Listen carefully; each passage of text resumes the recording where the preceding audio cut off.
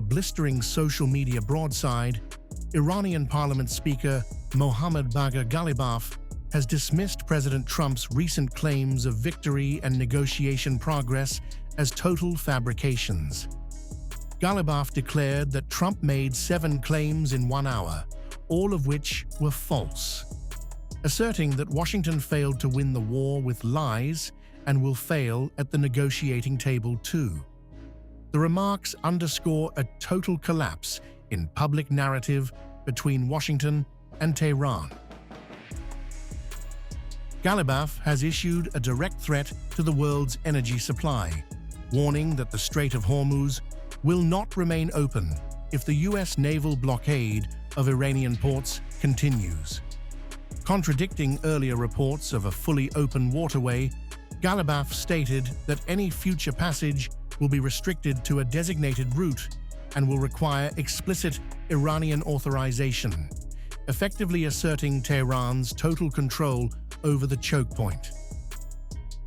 Taking a sharp swipe at President Trump's Truth Social diplomacy, Ghalibaf emphasized that the status of the strait is decided by the field, not by social networks. He dismissed Trump's optimism as media warfare and public opinion engineering, vowing that the Iranian nation is immune to such tricks. This shift signals that Iran's military commanders, not its diplomats, are now dictating the terms of engagement.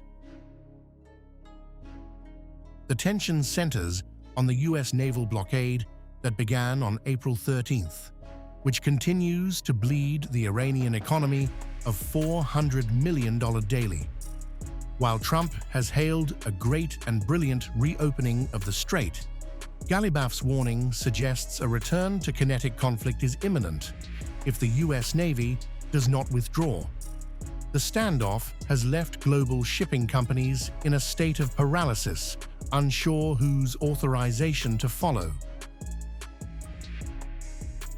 As the April 22nd ceasefire deadline looms, the gap between U.S. and Iranian rhetoric has never been wider. While Washington projects a grand bargain to remove Iran's nuclear stockpile, Ghalibaf has reinforced a resistance posture, suggesting that national interests will not be traded for what he calls U.S. tricks. The world remains on edge, as the next 24 hours determine if the strait remains a corridor of commerce or a theater of war.